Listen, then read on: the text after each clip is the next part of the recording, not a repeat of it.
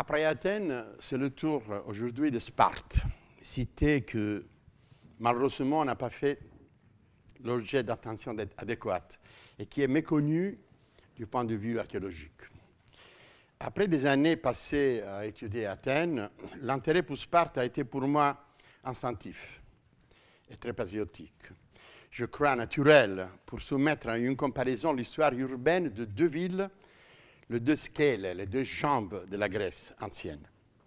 Sur Sparte, nous avons maintenant deux thèses de doctorat d'élèves qui travaillent à l'école italienne, l'une sur l'archéologie de la ville Catacomas, pour employer l'expression de Thucydide, l'autre sur le sanctuaire d'Artemis Orthia, dont l'étude a été possible grâce à l'amabilité de Catherine Morgan, qui nous a permis d'utiliser les cahiers de fouilles anglaises de 1906.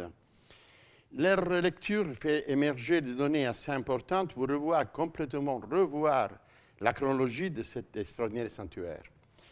De mon côté, je me suis occupé de l'agora de Sparte, dont je vais vous parler maintenant, en même temps que de quelques réflexions qui émanent de la comparaison avec Athènes et son histoire ancienne et moderne.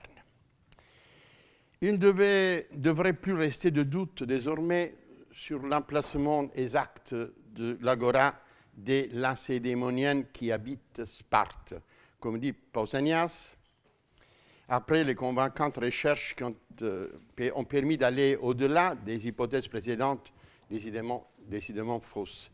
Ici, je vous montre le plan. En bas, vous avez la ville moderne de Sparte, hein, avec le quadrillage d'un architecte qui n'avait rien compris de l'histoire grecque et qui a fait un plan hippodaméen à Sparte, mais à la moitié de 1835-36, avec le roi Othon Protos, le premier. Et de Sparte, on a un peu d'archéologie urbaine maintenant, dans les égouts, dans des bâtiments de la ville moderne. Sinon, la partie anneau, au nord, c'est en gris, c'est l'acropole et l'agora. Ils sont là. Et ça, c'est le parc archéologique de Pausanias qui est sauvé parce qu'il y a des oliviers et il y a des jardins d'enfance, le stade de la ville moderne. Et Pausanias à la main, vous voyez le premier des passages de la photocopie. Lacedaemonion toi Sparten ecusineste agora theas axia. Hein. Donc Pausanias nous invite à visiter l'agora de Sparte parce qu'elle est digne d'être vue. Theas axia. Je reviens après sur ça. Et avec la description de Pausanias et quelques points rares, très rares points de repère provenant de quelques fouilles menées entre la fin du XIXe et le début du XXe siècle, nous pouvons être certains que l'agora se trouve au nord de la stoa romaine, l'ancienne stoa romaine. Vous voyez, ça, c'est un monument partiellement fouillé par les Anglais, qui est entré dans la littérature comme stoa romaine, mais ce n'est pas une stoa, c'est plutôt un énorme soubassement à voûte.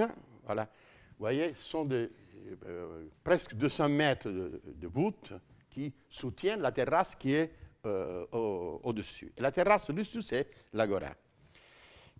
Et voilà. Donc, on sait maintenant que l'agora est plutôt au nord. Vous voyez, le nord, c'est Anneau, de la aussi dite stoa romaine, pas au sud comme le pensait auparavant. Il s'agit de la célèbre place de Sparte qui, toujours selon le témoignage de Pausanias, nous devons imaginer remplie de mémoires et de bâtiments publics, d'archéia, des temples, statues, seulement imaginés, parce que l'agora de Sparte a eu un destin bien différent par rapport à celui de sa célèbre homologue athénienne. Une opposition évidente entre deux espaces publics d'importance capitale, apparemment incompréhensible. Pour comprendre pourquoi nous devons nous reporter forcément de manière sommaire au cadre politique et culturel, pour comprendre pourquoi nous devons nous reporter forcément de manière sommaire au cadre politique et culturel du début des années 30 du XXe siècle, quand les fouilles de l'agora d'Athènes viennent de commencer. Ce choix fut profondément influencé par la conviction que les fouilles de la Grande d'Athènes devaient être affrontées aussi à côté d'autres considérations, parce qu'il s'agissait d'explorer le focus de la démocratie, le lieu où la démocratie même était née. De fait, dans cet espace, on l'a déjà vu là, sur le Kolonos Agoraios, c'est-à-dire la colline de l'Agora, à gauche, à l'ouest, sur cet espace, avaient pensé, légiféré et agi les ancêtres de la démocratie américaine, la seule authentique héritière de la démocratie grecque, selon le point de vue en primis des héritiers eux-mêmes. Sparte, à ce moment, était sur le point d'entrer dans une vision de signe opposé. Enfin, Athènes, et les États-Unis en sont presque la réincarnation politique. Et Sparte, une réponse ponctuelle nous vient des recherches d'un très récent article de Stephen Hodgkinson intitulé « Sparta and Nazi Germany ». Un travail riche d'informations, parce que Hodgkinson a réfléchi, comme le dit le titre même de son essai, sur les penseurs, historiens, philologues, philosophes, souvent en même temps hommes politiques, libéraux et progressistes britanniques. Le milieu américain est surtout une attention ponctuelle au rapport entre idéologie dominante et choix de terrain archéologique, aux objectifs à entendre par la recherche, parfois pas tout à fait innocents, spécialement dans la première moitié du XXe siècle, a été attentivement examiné par Niki Saka dans un article de 2008. L'historienne grecque met bien en évidence l'intérêt scientifique général, le désir américain de fouiller quelque chose d'aussi prestigieux que c'est auquel avaient eu droit les Français. Les Français à Delphes, les Allemands à Olympie. Et nous, les Américains, l'attraction était fatale vers cette sorte d'omphalos de la démocratie, telle que devait être l'agora athénienne dans l'imaginaire collectif. Dans les travaux d'Hodgkinson, nous trouvons en outre une allusion au rapport entre archéologie et histoire de Sparte, filtré par l'idéologie moderne. Pour donner un exemple de le retournement de Sparte, Gilbert Murray, le grand helléniste libéral, beau-père de Arnold Toynbee, déclara qu'Athènes et la Grande-Bretagne se trouvaient dans un camp opposé à celui de Sparte, cité qui aurait sacrifié sa plus ancienne culture, inclination pacifiste d'un peuple voué à l'agriculture, sacrifié à la guerre et à l'efficience militaire. Le fait que Sparte incarne un régime autoritaire militariste est lié à la montée du nazisme, qui justement, en ces années, commence à manifester son vrai visage brutal. Une confirmation de manière surprenante archéologique, une confirmation archéologique a des problèmes idéologiques, c'est surprenant, mais pour Murray, ça pouvait être. Changement dans l'orientation sociale lacédémonienne serait venu de la fouille du sanctuaire d'Artémis Orthia, menée par la British School à Athens entre 1906 et 1910. La différence évidente dans la stratigraphie entre la richesse et la variété des objets trouvés dans les niveaux archéologiques archaïques jusqu'au milieu du VIe, et la pauvreté vérifiée dans les plus récentes était considérée une preuve des changements radicaux dans la société spartiate. Ce qui est vrai d'ailleurs, mais pas pour des raisons archéologiques. La phase la plus récente aurait eu comme issue finale le régime austère qui nous rapportent les sources classiques. Si nous pouvons tirer une conclusion sommaire de ce discours, comme pour les nazis de la première heure, Sparte était presque un modèle de société à cause de son refus du commerce et de la prédilection pour l'agriculture.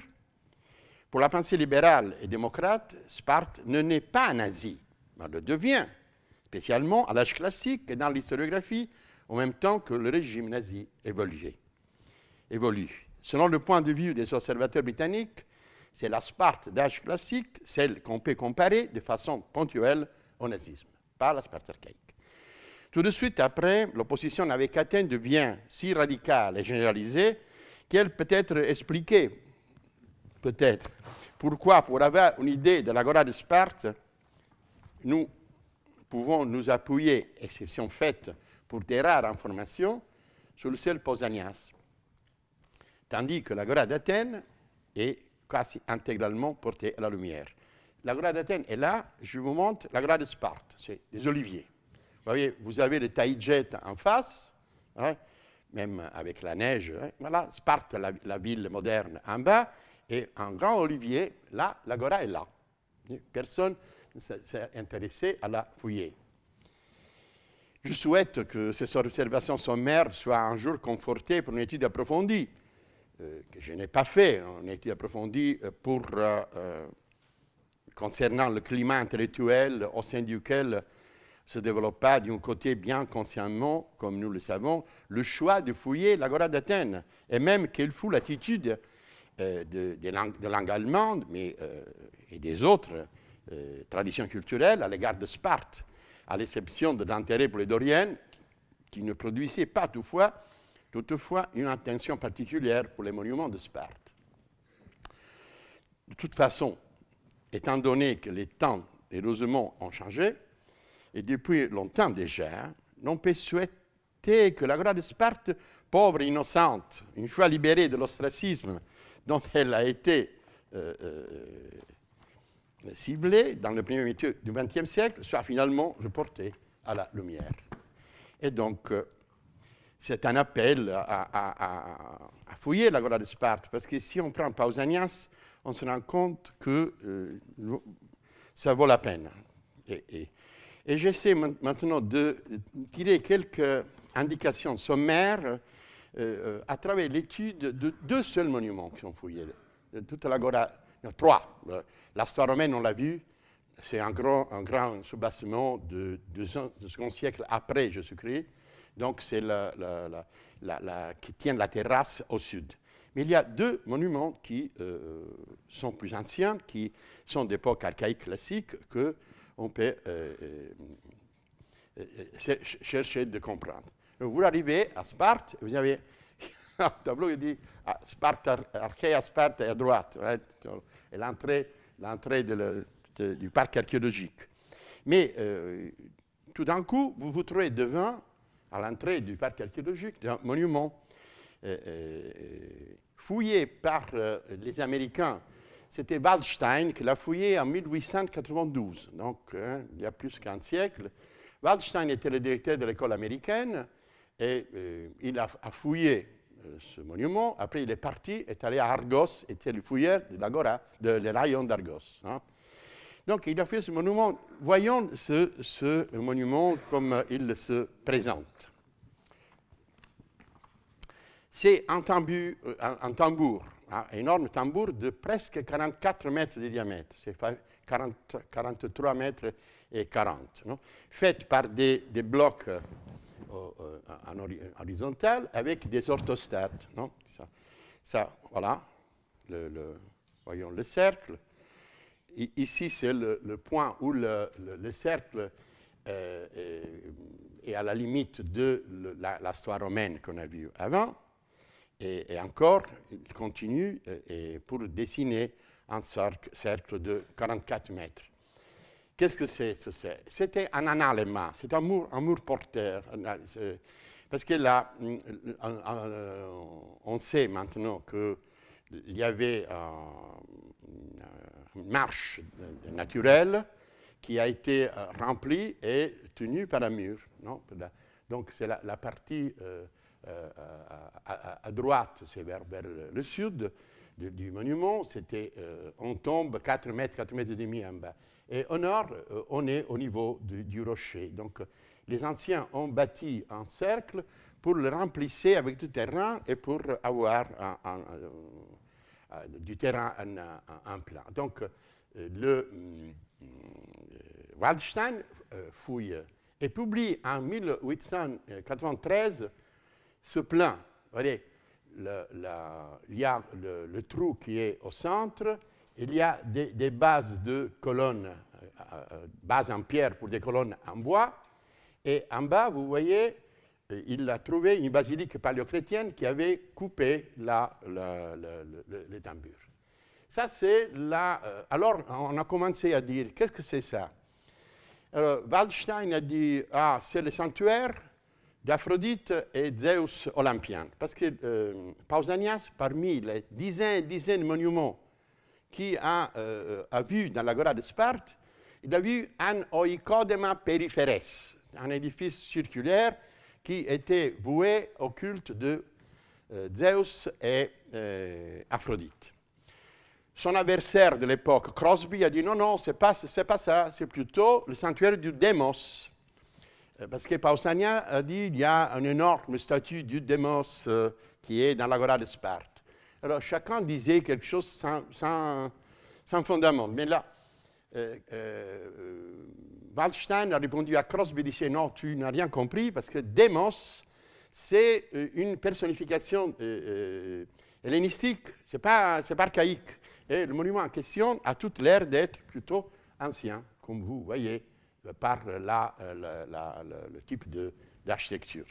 Donc, la discussion termine et on arrive aux années 60. Aux années 60, ça, c'est le plan qu'a publié Waldstein. Et aux années 60, on arrive en 62, 5 ans après, le monsieur Christou, c'est l'effort de Sparte à l'époque, Chrysanthios Christou, qui va fouiller le monument. Et publie cette plan. Qu'est-ce qu'on a dans cette plan? Il n'y a plus les bases de colonnes, ils sont disparus. Ils sont les bases de colonnes. Mais il y a un caniveau là en bas, il y a des tombes du Moyen-Âge, il y a la basilique qui avait déjà vu. Donc, dans la littérature moderne, dans les commentaires de tous les spécialistes de la Sparte ancienne, c'est le plan qui est entré. Mais comme vous voyez,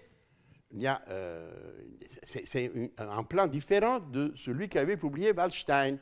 Et Waldstein avait publié un plan qui comportait les mêmes éléments qu'avait trouvé Christou.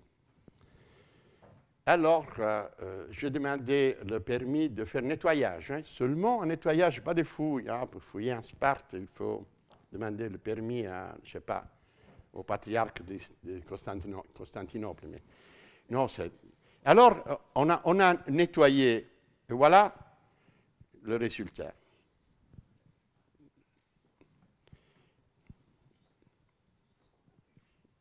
C'est pas passé là. Pardon. Le résultat, c'est que on a trouvé les bases qu'avait trouvé Waldstein. Voilà. Ce sont des bases en pierre pour des colonnes en bois.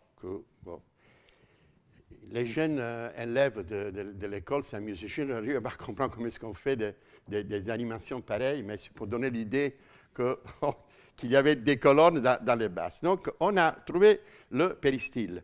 On a retrouvé la canalette qu'avait trouvé Christou. Et donc, on a toute une série d'éléments pour proposer une nouvelle interprétation du monument, au moins de ne pas accepter l'interprétation précédente. Parce que là, par exemple, la canalette a été interprétée comme puits pour le nagismos. Donc, c'était pour le culte de Brasidas, le nagismos pour Brasidas qui avait son héron là. Donc, il y a une base qui peut être un hôtel, et ça, c'est intéressant, on a retrouvé un trou de 80 cm qui était exactement au milieu soit du péristyle des colonnes en bois, soit du tambour. Ça, c'est la chose là, voilà, plus intéressante. Donc, mais pour contribuer à une nouvelle interprétation du monument, nous, comme doivent faire les topographes, les gens qui s'occupent du contexte topographique et urbanistique. J'ai demandé au contexte de m'expliquer où est-ce qu'on se trouve, où est-ce que l'édifice circulaire qui est dans la nature, dans les oliviers. Mais l'édifice circulaire se trouve exactement à l'extrémité sud-ouest de l'agora.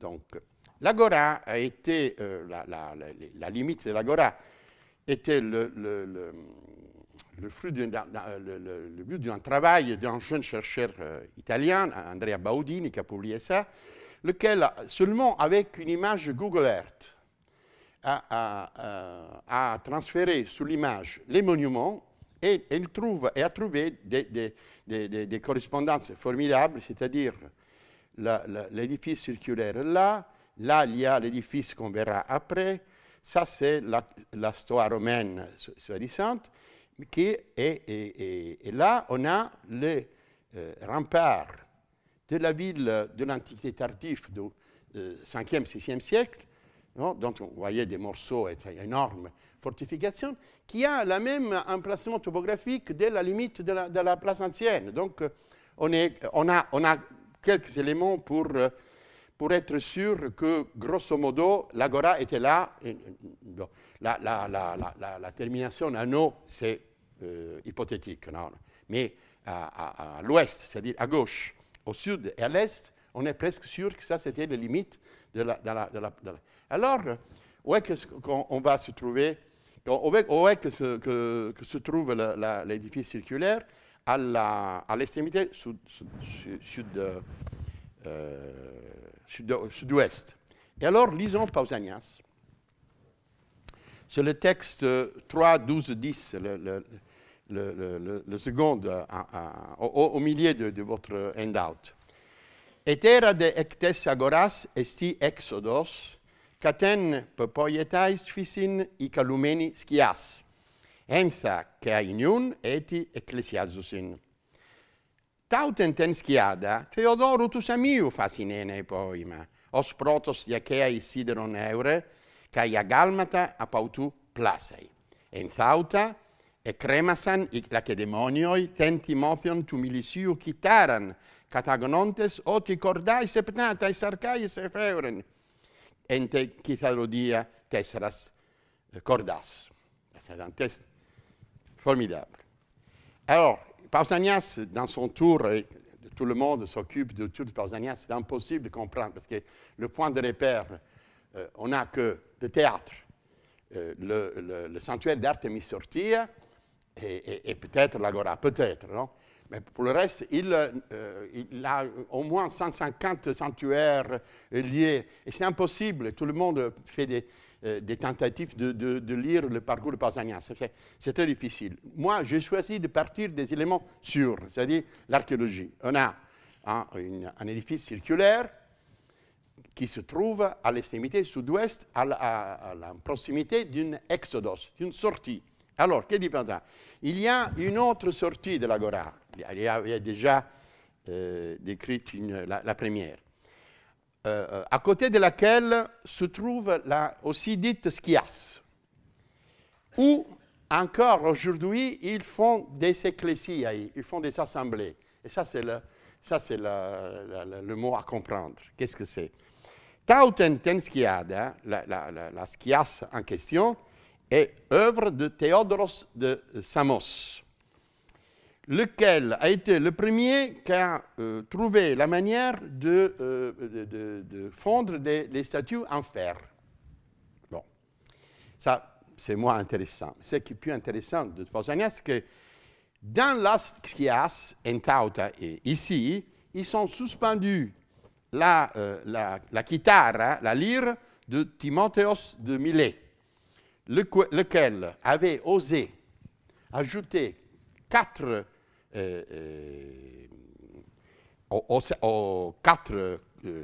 cordes aux 7 de la lyre traditionnelle. Et donc, c'était un scandale pour les Spartiates, que quelqu'un avait transformé la lyre à heptacorde en 11 cordes. Donc, il a été condamné. Donc, je retiens 2 choses. La guitare, la musique, et quelqu'un qui fait des jugements, qui dit non, tu t'es trompé, tu as perdu, tu as gagné. Donc, les agones de musique, les fêtes musicales et la tradition de la citarodie spartiate. Ça, sont les 2 choses. Mais le seul qui a compris que le monument de Waldstein était la Skias était Fernand Robert. Génial. dans sa thèse sur Timée, l'architecture, il a dit, pour les autres, ils ont trouvé des interprétations les plus bizarres. Mais Robert avait compris, mais il n'a pas pu expliquer pourquoi. Alors, nous essayons d'expliquer comment. Mais j'insiste, je n'ai pas tous les éléments, parce que j'ai fait une semaine de nettoyage, mais il fallait faire aussi des coupes stratigraphiques et terminer le nettoyage, vous avez tous les éléments. Mais à la lumière des éléments qu'on a, je propose cette interprétation. Donc, tout d'abord, revenons à Athènes. Vous avez, sur la côté ouest de l'Agora, vous avez l'Atolos. L'Atolos, c'est le Britannicos Oikos, où il y avait où on mangeait, comme nous a enseigné dans son splendide volume Pauline Schmidt. Mais l'Atolos, on sait par Hesychius, qui était connu avec le nom de Schias. Donc, c'était la Schias d'Athènes. Alors, on a essayé de la dater. Bon, il y a toute une série de considérations archéologiques très compliquées, mais on arrive à la conclusion que l'Atolos d'Athènes a été bâti par Cimon, au temps de Simon, les années 70. C'est la chronologie qui a trouvé parenthèse. Thomson fouille l'Atolos et dit c'est 70. Après, Rhodes publie le commentaire d'Athanaion Politeia et dit c'est plutôt avec Ephialte que commence la transformation de l'Athanaion Politeia. Alors, Thomson dit à bien voir, on peut dater 10 ans après pour faire coller la chronologie archéologique qui devait être indépendante avec la proposition nouvelle que Rhodes faisait de l'Athanaion Politeia. Nous, on a repris, mon élève Riccardo Di Cesare a repris tout le dossier et a montré clairement que la Tolos d'Athènes est de l'époque de Simon. Pourquoi j'insiste sur Simon? Parce qu'il était philolacon, il avait appelé son fils Lacédaïmon, il a implanté les platanes dans l'agora d'Athènes, donc il y a tout un milieu qui se refait au modèle athénien. Mais il y a un autre élément, le seul que je peux citer. Les dimensions sont exactement les mêmes. C'est 16 mètres et 50. Soit la Tolos d'Athènes, soit la Tolos de Sparte. Mais malheureusement, on ne peut pas comparer les fonctions. Parce que si dans la Tolos d'Athènes, on mange, dans la Tolos de Sparte, on fait de la musique, on ne mange pas. Et donc, ça, j'incite moi-même à pousser plus loin ma interprétation en attendant de nouveaux éléments. Mais ça, ce qui est intéressant, c'est de revenir sur l'expression de Pausanias, Kai etiniun ecclesiazusin. Si on traduit, ils font des assemblées, il ne faut pas un parasol, il faut un cirque, parce que pour faire, le mot schias signifie parasol. Si c'est un parasol pour une assemblée, il faut un parasol comme un cirque pour mettre 3000, 4000 personnes. Donc évidemment, là, l'expression au pied de la lettre doit être retenue, mais pas pour traduire Pausanias dans le sens qu'ils font des assemblées. Et ça, c'est... Pausanias nous donne seulement deux éléments.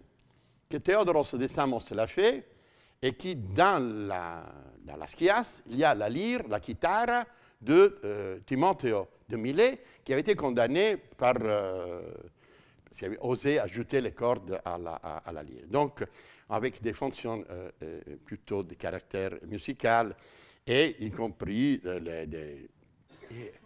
mais voilà, ça c'est la Tolos d'Athènes, avec la restitution proposée par les Américains.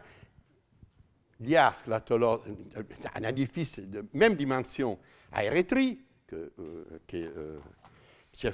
Pnefler connaît très bien, et qui, je pense que c'est à vous de la publier, non, monsieur? J'ai lu une note qui a été seulement dans une publication préliminaire, dit là est en cours d'étude par les collègues suisses.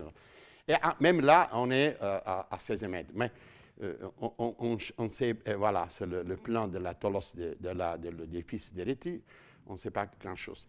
Et ça, c'est là, finalement, là. Ah, et voilà. Ça, finalement, c'est le plan qu'on a fait nous, avec tous les éléments, c'est-à-dire soit le péristyle, soit la canalette. Et le problème, c'est finalement, qu'est-ce qu'on arrive à s'imaginer? Il y avait un tambour de 44 mètres et un plus petit, c'était un péristyle, mais il y avait le vide entre les colonnes. Donc, on pouvait se mettre tout autour de la partie centrale pour assister aux compétitions musicales qui sont suggérées par le texte de Pausanias avec la lyre, parce qu'ils n'ont pas des éléments.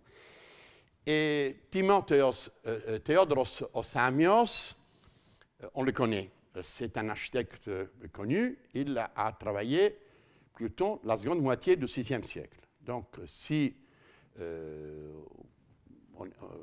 on arrive à prouver que c'est un monument de fin 6e, seconde et 6e, donc on a les éléments pour dire que c'est la Schias. En tout cas,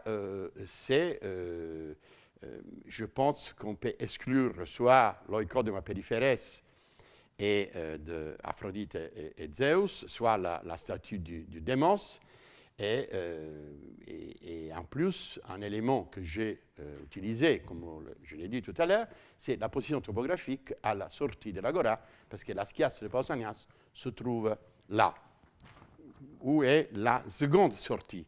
Et terra dectes agoras exodus se trouve. Et Pausanias, après, toujours le même texte, dit à côté de la Schias, il y a l'oïkodema peripheres. Donc, l'oïkodema peripheres, qui, avec les statues de Zeus et d'Aphrodite olympiennes, se trouve à côté de la Schias. Et là, il dit on dit, les Spartiates, que c'est Épiménide qui l'a fait. En effet, il y a un autre monument circulaire à côté, mais qui a été complètement coupé par la basilique paléochrétienne. On reste qu'un morceau, deux blocs comme ça, et c'est difficile de dire. Mais sûrement, c'est un édifice circulaire qui est collé au tambour de l'édifice que j'ai interprété comme Schias. Voilà le tambour. Et l'autre élément, ça c'est pour les architectes, que je peux citer, c'est que mon ami Ottavio Vozza, qui a fait le relevé avec le théodolite, il a trouvé que le trou qui est au centre, c'est d'une précision millimétrique. Oh, on est au VIe siècle, vraiment. C'est exactement le centre du cercle avec les colonnes en bois et du tambour. C'est le même, sont concentriques. Et là, il y a un poteau de 80 mètres sur lequel nous avons les rayons qui vont se poser sur les colonnes en bois.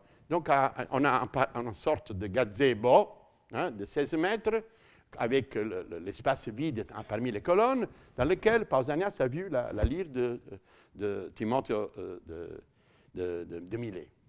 Ça, c'est tout. Mais passons maintenant au second monument. Ça, c'est qui a été fouillé par Christou, le même effort de Sparte, qui a fouillé, qui avait refouillé la Schias, l'édifice circulaire, a fait une campagne de fouilles sur le côté ouest de la place, mais il ne s'était pas rendu compte que c'était l'agora. À l'époque, on disait que l'agora était là. Mais quand ils ont bâti le stade, vous voyez, tous les jardins d'enfants, c'est là, on n'a rien trouvé. Donc, c'est exclu que l'agora se trouve au sud, se trouve au nord. Non? Mais quand il a fouillé un monument qui est entré dans la littérature comme le monument fouillé par Christou. Sans nom. Fouillé par Christou. Voilà, le monument fouillé par Christou. C'est quelque chose d'incroyable. Et c'est sûrement une stoa. C'est une stoa dont, excusez-moi, je vais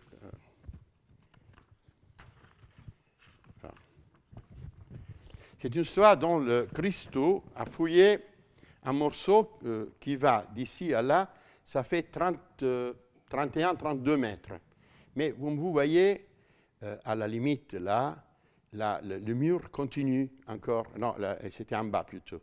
Ici a été cassé par des maisons d'époque byzantine, mais la stoa continue. Donc c'est le mur de fond d'une stoa, dont le mur est en même temps mur de fond de la stoa et mur de terrasse, non, qui fait un angle.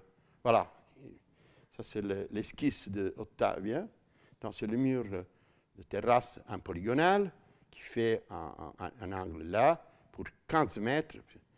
Et ça, c'est plus que 30 mètres. Et ici, c'est la façade dans laquelle nous imaginons les colonnes. Mais il faut fouiller. Mais si c'est une stoa, il faut qu'elle ait des colonnes.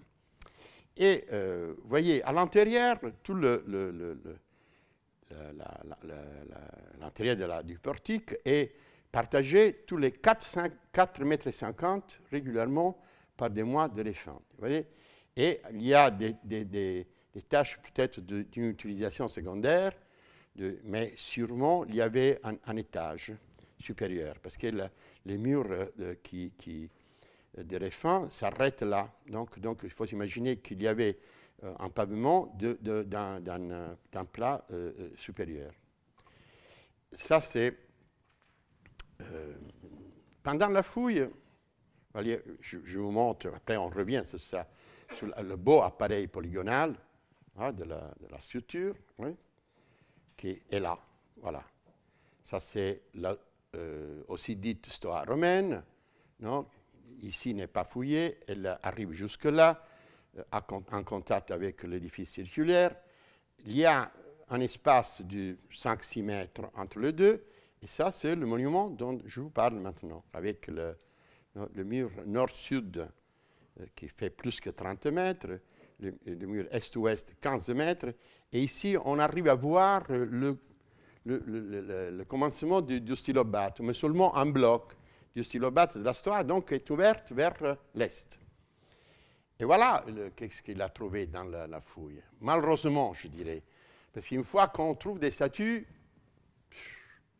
fines, entre les statues, tout le monde, qui c'est ça? Il a été publié comme Iulia Mamea, mais maintenant, Madame Curino, l'ancien effort de l'Acropole, l'a republié comme Iulia Aquilia Severa, qui était la seconde et quatrième femme de son mari, qui s'est mariée 2 fois avec la même. La seconde et la quatrième fois. C'est Iulia Aquilia Severa, c'était la femme de Settimo Severo. Vous voyez, la pauvre est tombée, mais il semble que l'édifice a été détruit au 5e, 6e siècle après par un incendie, et donc le visage est comme ça à cause du feu plutôt que... Mais donc, après ça, ni une publication de la fouille, ni un plan, ni rien de rien. Et donc, j'essaie de l'encadrer toujours avec l'aide de Pausanias. Voyez la technique avec laquelle sont faits les murs de la partie vers nous, c'est vers l'ouest, avec les diatones, orthostats, diatoni. C'est un appareil vraiment d'époque, de bonne époque classique. Bon. Même si j'insiste sur le fait qu'il fallait faire des sondages, faire des contrôles stratigraphiques, mais ça, ce n'est pas de l'intérêt de l'effort actuel qui ne veut pas qu'on le fasse. Bon, c'est simple. Ok. La réponse est ok. Tinagano. Alors, je vous propose l'identification de ce monument. Vous voyez le texte de Pausanias, Anno, en 11.3. Après avoir dit que l'agora de Sparte est digne d'être vue, Pausanias dit Epiphanestaton de Tessagoras esti en stoan persiken onomazosin apo la fiuron pepoieteisen ton medicon. C'est le lieu le plus spectaculaire non, le plus évident de l'agora d'Athènes, est la Stoa Persicae, le portique des Perses, qui s'appelle comme ça parce qu'il a été bâti avec l'aphyra, avec le butin tiré par les Perses, από τον Médicon. Anachronon, dans le cours du temps, elle est devenue grande comme elle est maintenant et elle a été refaite. Non? Qu'est-ce qu'il y a dans cette stoa? Il y a des colonnes de marbre blanc, lit ou levko, qui ont l'image de Perse. Ce sont des colonnes avec les portraits de Perse, et parmi lesquels on a Mardonios, le fils de Gobrias, et Artemisia, la fille de Lygdami. Donc, c'est clair, non? La stoa s'appelle Persicae, a été bâtie avec le bulletin des guerres médiques, mais après Platée.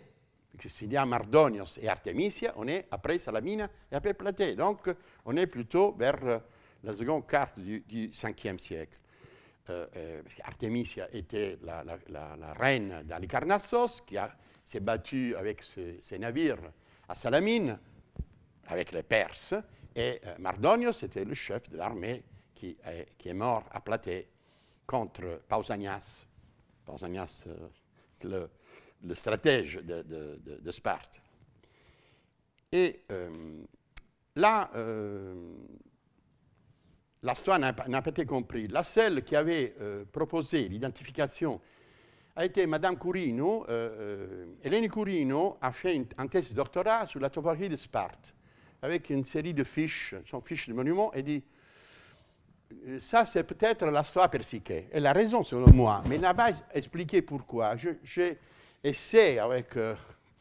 J'ai fait une autre tentative d'expliquer comment est-ce qu'on arrive à ce résultat. Elle a à ce jour proposé la thèse, pas l'hypothèse.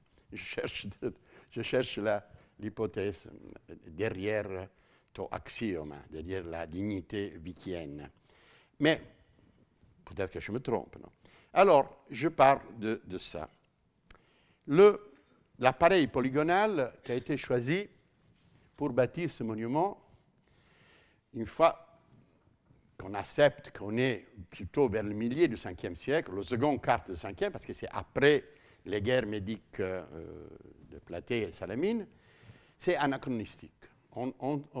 Normalement, quelqu'un peut dire, mais tu connais tous les monuments de Sparte pour dire, peut-être qu'à Sparte, on a continué. Normalement, dans le monde grec, le polygonal a été abandonné depuis longtemps. Donc, c'est un choix d'une volonté d'imiter quelque chose. Pour moi, ils ont imité la stoa des Athéniennes qui est à Delphes. Et parce que je ne trouve pas que c'est un hasard, mais alors, pour avancer dans ma interprétation, je suis obligé à parler de la stoa des Athéniennes en partant de l'excellente publication, de la plus belle publication d'archéologie faite par Pierre Amandri en 1953 dans un fascicule des Fouilles de Delphes, un test encore insuperé. Et qu'est-ce que... je t'en prie. Mais la stoa de Delphes est un monument très particulier. D'abord, Pausanias arrive et dit les Athéniens ont bâti cette stoa. Je vais chercher la... non, les Athéniens. Il voit la stoa des Athéniens et il dit que dans cette stoa, on trouve la dédicace de Phormyon. Phormyon était le stratège athénien qui a gagné dans le golfe de Corinthe 429. Hein? Et Pausanias, il voit un épigramme qui parle de la victoire de Phormyon, et il voit comme dédicace ploion ta acrakos memata, kai aspides calcae. Chez lui, des prues de bateaux et des boucliers en bronze.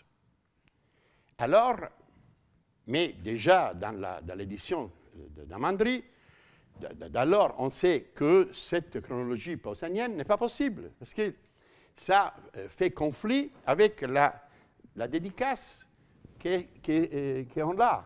C'est une grande inscription qui est dans le stylobate, dans laquelle on a la phrase Athenaioi anetesan ten stoan kai ta opla kai ta croteria elontes ton polemion. Hein? Alors, c'est une dédicace et absolument plus ancienne de Phormion. Ça, c'est le problème. Le problème, c'est la chronologie des inscriptions fondée sur l'épigraphie. Bon, pour l'épigraphie attique, pour l'épigraphie de cette époque, on ne peut pas jurer d'arriver jusqu'à 2-3 ans. Mais entre 480 et 430, il y a une différence. Non? C'est pas possible, parce qu'il y a des choses, par exemple, le θ, vous voyez, le θ, c'est un cercle avec le croix. Et on disait que c'était plutôt avant 480. Après, on l'a vu dans les ostracas de Thémistoclès. Le nom Thémistoclès s'est fait avec ça. Donc, encore, les gens qui écrivaient sur les ostracas n'étaient pas peut-être fait la mise au jour de la manière d'écrire. En tout cas, on ne peut pas descendre jusqu'à 430 pour dater l'inscription du stylobate. Donc, il y a une différence de chronologie entre la chronologie pausanienne et la chronologie que nous tirons de l'inscription que Pausanias n'a pas vue, ou n'a pas lu, et ne savait pas que les Athéniens avaient dédié cette stoa avec les opla et les acroteria. Acroteria, c'est les plus aussi, et l'ontes ton polemion, qui ont pris aux ennemis. Malheureusement, l'apicide assis aux ennemis n'a pas spécifié quel ennemi. Et s'il avait spécifié, on nous avait évité de centaines et centaines d'articles, parce que le fait que les ennemis sont les ennemis, quelqu'un a pensé que ce sont les Grecs, parce que ce sont les Mèdes, ce sont les Mèdes. Quand ce ne sont pas les Mèdes, ce sont les Grecs, on ne peut pas dire les barbares, on dit les ennemis. Et donc, alors, je n'arrive à comprendre comment est-ce qu'on peut s'imaginer que la stoa des Athéniens a été bâtie par les Athéniens contre les Grecs, comme a été proposé par une jeune chercheuse qui a proposé que c'est après que la victoire des Athéniens contre les Naxiens. Les Naxos s'étaient refusés d'entrer dans la Ligue, et c'était la première cité que les Athéniens ont attaquée les années 70 pour le convaincre à entrer dans la Ligue. Alors, après la victoire, les Athéniens dédiaient les plus des bateaux, des navires des Naxiens. Bon, peut-être, je ne le crois pas. Je préfère d'imaginer que la stoa des Athéniens était bâtie par les Athéniens avec le butin pris aux barbares. Et voyons pourquoi. Mais il faut expliquer d'abord qu'est-ce que signifie ta opla kai ta acroteria. Alors, Pierre Amandri avait proposé une solution très intelligente en disant que opla, c'est la même expression que Hérodote utilise pour dire le cordage, pour définir le cordage que le père de Périclès, Xantippos, fils d'Ariphron, avait récupéré à Sesto. Donc, dans le cours de la guerre contre les Perses, le père de Périclès, Xantippe, commandait un groupe d'Athéniens qui ont pris le fortin de Sestos. Et lui, qu'est-ce qu'il a trouvé? A trouvé le cordage du pont que Xerxès avait bâti pour traverser l'Hellespont. Alors, Hérodote nous dit qu'il prend cette opla, donc utilise le mot opla, et l'envoie au sanctuaire de la Grèce comme dédicace. Donc, c'est intéressant d'imaginer qu'en ce cas, on est jusqu'après là, si les oplas en question sont les oplas du pont bâti par Xerxès, on est après Salamine, après Platée, etc.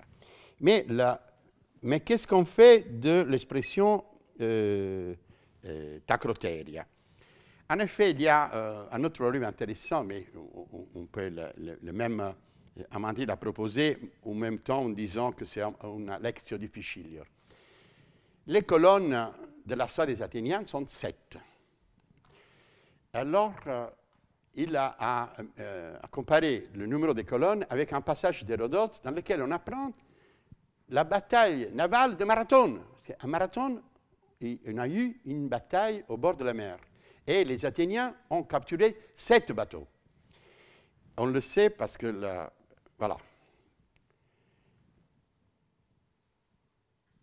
Il y a, voilà, malheureusement, c'est le grec d'Hérodote n'est pas sorti. Bon, qu'est-ce qu'il dit? Qu'est-ce qu'il nous raconte Hérodote? Que quand la bataille de Marathon a commencé, on est dans la Babel même qu'avec l'informatique, un langage universel, on ne l'aura jamais. Alors, les Grecs se sont lancés contre les barbares. Une fois arrivés à la plage, le chef des Athéniens était Kinégiros. Kinégiros était le frère d'Échille. Échille s'est battu à Marathon avec son frère aîné et à Salamine avec son frère plus jeune. Il a fait les deux. Mais à Synégir, il est mort. Parce qu'il s'est lancé contre le bateau des Perses et avec les autres, il a commencé à attaquer les bateaux et un Perse l'a coupé en deux avec une hache. Mais la gloire de Synésir est garantie parce que, comme on sait par Pline, le frère de Phidias, Panénus, a fait un tableau dans la storia poétique. Il y a le tableau de Polygnote, non, mais il y a, et il a fait le portrait, parce qu'il a fait Iconikos Duces. Il a dessiné la bataille, mais les duces, il a fait Iconikos, a fait les portraits. Qui c'était?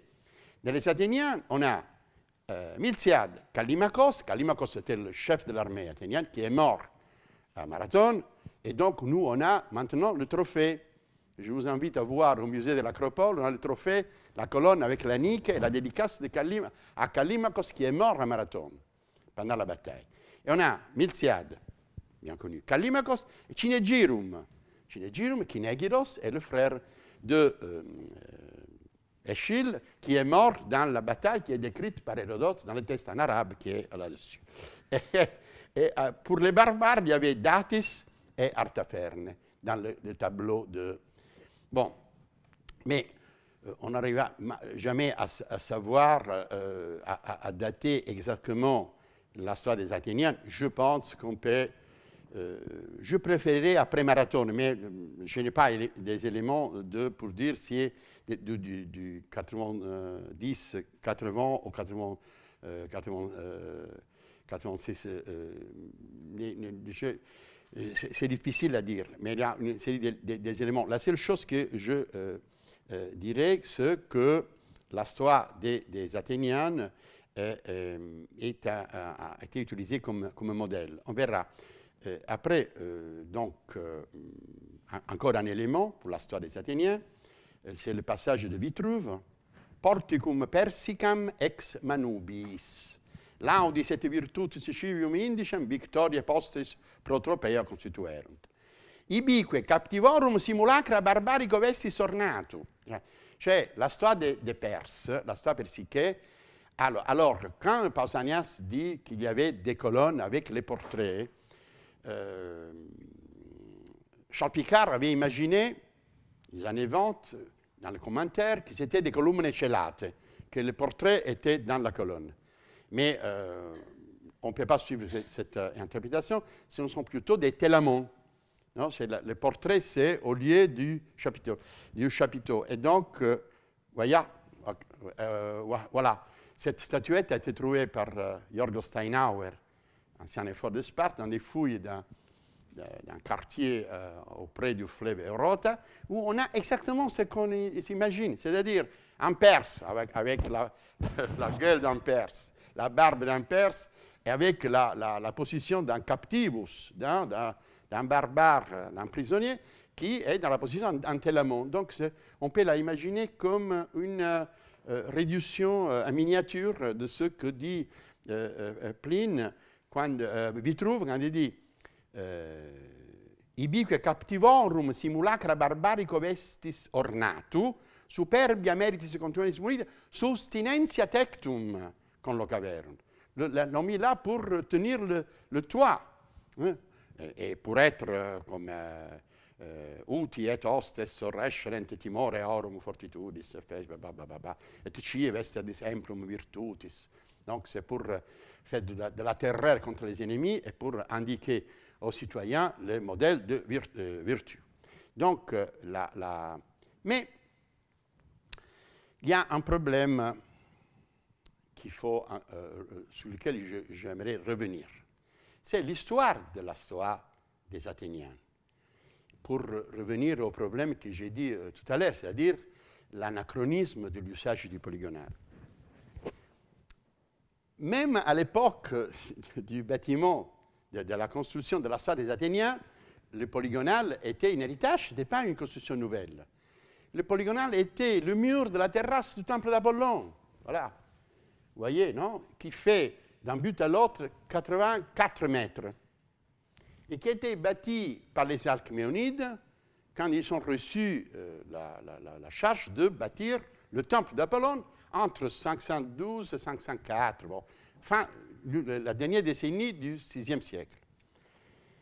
Et quand les Athéniens ont bâti la Stoa, il y avait déjà le mur. Donc, si l'on bâtit après Marathon ou après Salamine, c'est 40 ans après, 35, 40 ans après. Donc, ils ont utilisé le mur de la terrasse du temple d'Apollon, ils ont mis les 7 colonnes devant, avec une inscription de dédicace.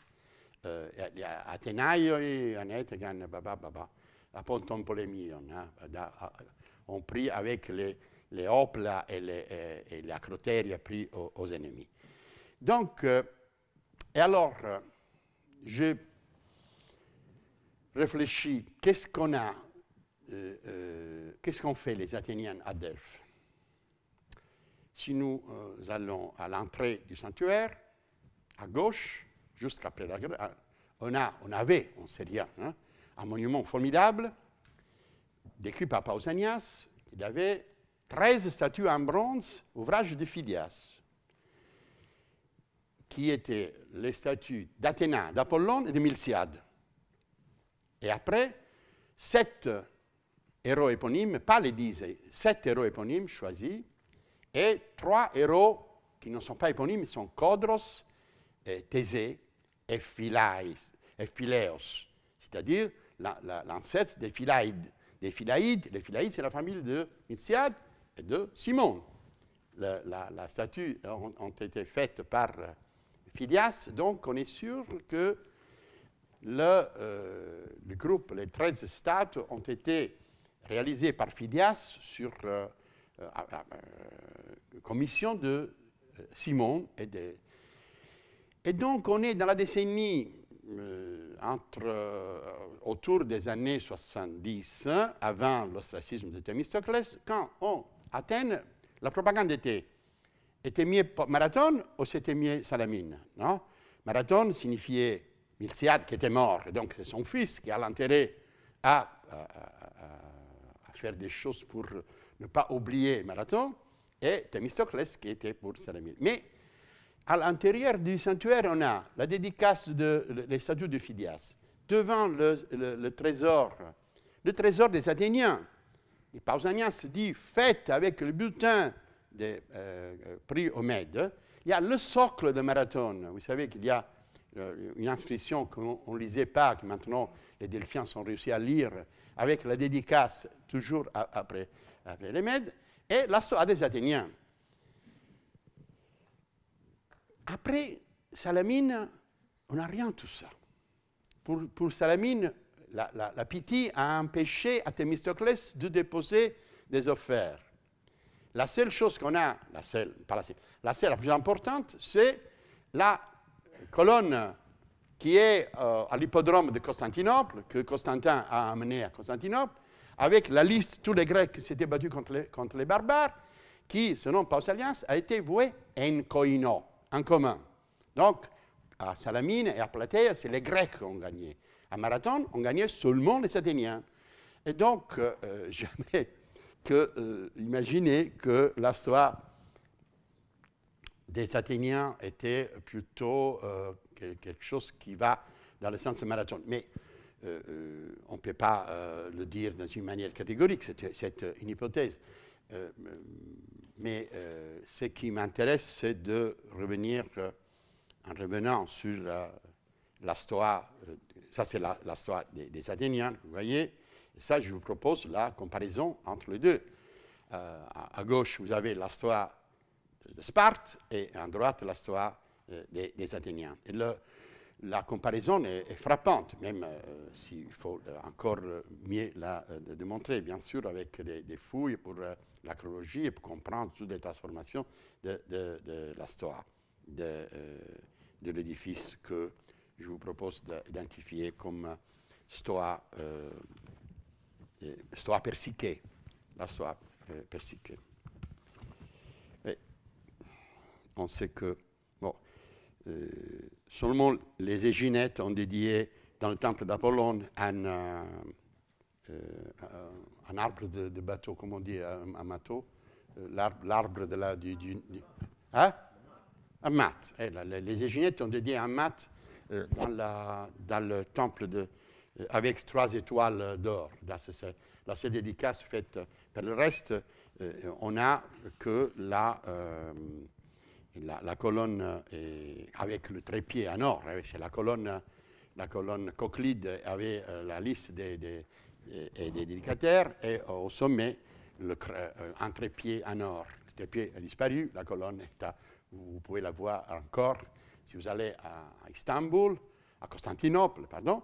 Vous allez à Constantinople, vous la voyez à l'entrée de l'hippodrome, il y a la colonne qui Constantin a amenée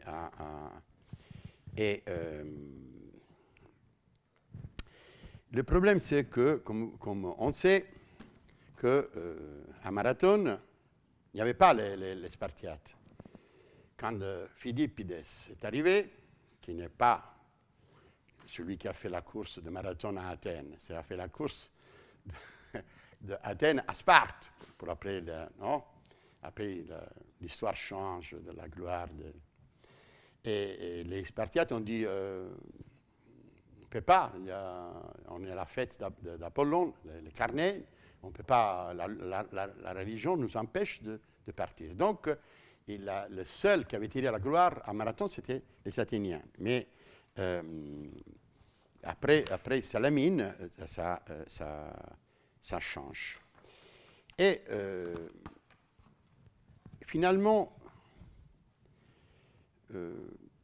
qu'est-ce qu'on a alors pour recomposer la topographie de la partie sud-ouest de la Gora? On aurait la Schias, là, qui sont obligés à arrêter là, parce que là, au milieu, entre la Stoa des Perses et la Schias, il y avait un passage. Il faut aller à Sparte pour comprendre. Si on continue à étudier la topographie de Sparte dans la bibliothèque, on n'arrive pas à comprendre. Ça, c'est la rue qui va au théâtre. Et Pausanias a dit, en sortant de l'Agora, je prends la rue pros Elion Diunonti Eonton. Non? C'est le texte 14.1 de votre handout. Ec detes agoras pros Elion Ionti Diunamenon. En direction de l'ouest, vers où se couche le soleil, il va vers le théâtre, qui est 300 mètres à l'ouest. Donc, le passage est important pour la topographie générale. Et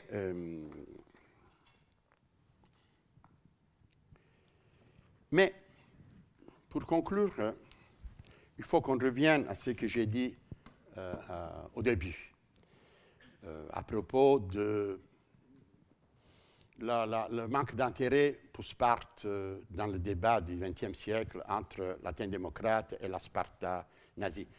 Ce qui, comme tu sais bien, le grand Lewis Mumford, l'histoire de la ville, le dit explicitement.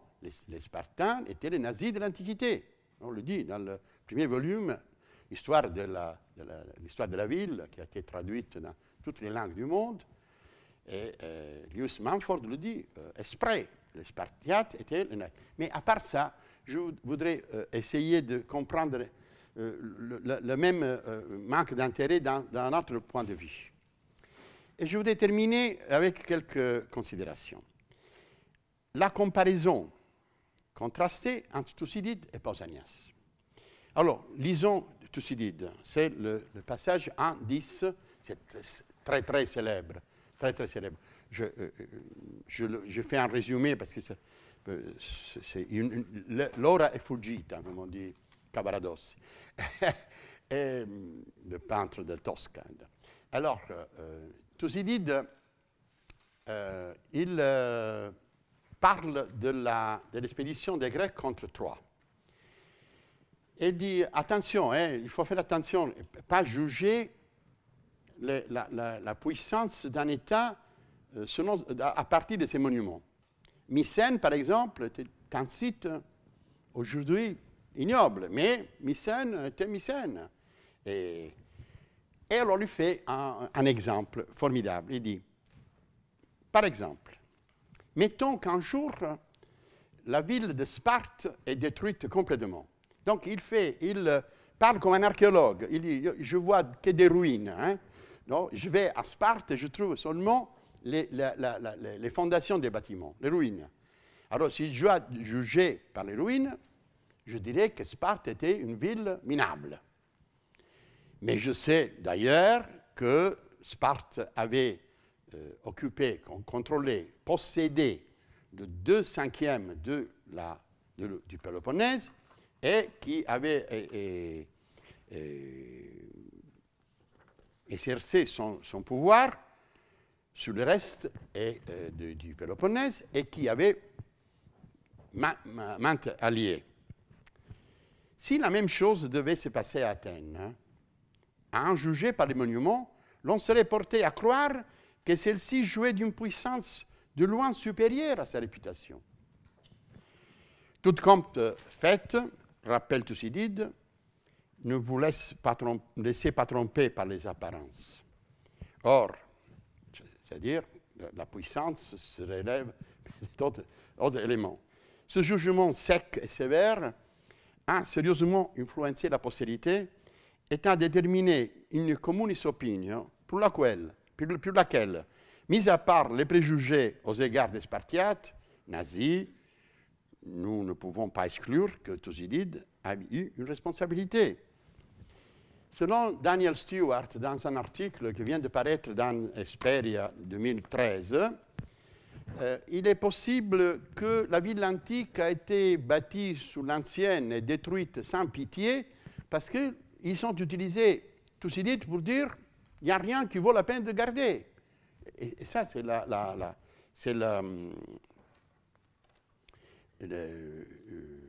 conclusion à laquelle est arrivé Stewart. C'est-à-dire que la ville moderne, ce qui nous reste de la ville, c'est seulement la partie en haut de l'acropole où il y a le théâtre et l'agora qui est un olivier privé qui s'est sauvé par hasard presque. Non? Mais toute la ville en bas a été détruite. Et Pausanias ne servit à rien, qui commence en disant que l'agora de Sparte était digne d'être vue. Elle appartient à la catégorie pausanienne, ce qui est digne de. Non? Vous voyez, agora, theas, axia. To teatro in theas action. Litu lefcu theas action. C'est de marbre blanc qui est digne d'être vu. Et donc, rien n'a servi parce que en polémique avec Thucydide, notre regretté maître Domenico Musti, il pensait que Pausanias était en polémique avec Thucydide. Elle avait dit plusieurs fois qu'à Sparte, il y avait des choses dignes d'être vues en polémique. Je ne sais pas. peut-être, parce que Pausanias énumère plusieurs monuments de l'époque romaine que Thucydide ne pouvait pas connaître, exception faite par la Scias et la Stoa des Perses. Je ne sais pas si les monuments que je vous ai présentés pouvaient être identifiés avec la Scias et la Stoa des Perses. Sûrement, l'Agora de Sparte mériterait, comme celle d'Athènes, d'être reportée à la lumière, aussi de manière à éliminer beaucoup de liens communs à partir de celui de Thucydide peut-être.